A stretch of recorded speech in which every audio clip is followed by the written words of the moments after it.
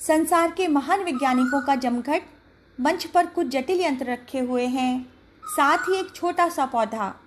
निकट खड़े एक भारतीय युवक ने पास ही पड़े शीशे के पात्र में रखी पाउडर जैसी चीज़ दिखाते हुए कहा, यह संसार के सबसे तेज जहरों में से एक है, पोटाशियम साइनाइड।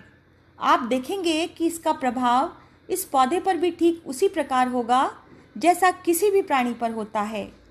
युवक के चेहरे पर आत्मविश्वास था और आंखों में दृढ़ता की चमक। भवन में सन्नाटा छाया हुआ था। बड़े बड़े वैज्ञानिकों की पैनी दृष्टि विज्ञान का नवीनतम चमत्कार देखने के लिए एकाग्र हो गई। युवा वैज्ञानिक ने थोड़ा सा विष निकालकर अपना अद्भुत प्रयोग प्रारंभ किया। पौधे से विष का संपर्क कराने के बाद स्वयं भी अपने पीड़ा मापक यंत्र की ओर एकटक देखने लगा, किंतु उस पौधे पर कोई प्रतिक्रिया नहीं हुई। पल पर पल बीतते गए। सहसा वैज्ञानिकों की सभा में हंसी और तिरस्कार भरी सीटियां गूंज उठी। मंच पर खड़ा भारतीय युवा वैज्ञानिक पल भर के लिए स्तब्ध रह गया, किंतु उसके चेहरे पर विश्वास की तमतमाहट और बढ़ गई। सहसा उसने शीशे का पात्र उठाया और पलक झपकते ही सारा जहर अपने मुंह में डाल लिया। सारी सभा पल भर के लिए अचंभित रह गई। फिर एकाएक कोलाहल सा मच गया। चमत्कार! उतना पोटाशियम साइनाइड खा लेने पर भी युवा वैज्ञानिक खड़ा हुआ मुस्कुरा रहा था। उसने हाथ उठाकर घबराई हुई सभा से कहा, मैं मरूंगा नहीं, यह जहर नहीं है।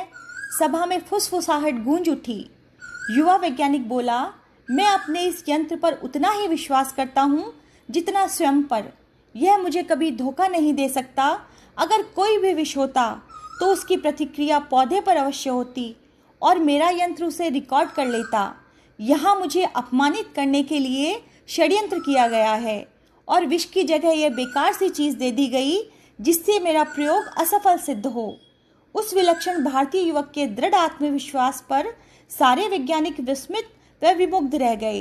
अंत में विष लाया गया और पौधे तथा पीड़ा मापक यंत्र कैस्कोग्राफ पर ठीक वही प्रतिक्रिया दिखाई पड़ी जिसकी घोषणा भारतीय युवक ने पहले ही कर दी थी।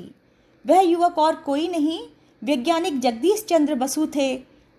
जगदीश चंद्र बसु को पौधों में जीवन के विश्लेषक होने का श्रेय जाता है। उन्होंने ही सबसे पहले बताया कि पौधे भी हमारी तरह बढ़ते हैं, पनपते हैं, सांस लेते हैं, जीते हैं तथा मरते हैं। पौधे भी दुख दर्द का अनुभव करते हैं।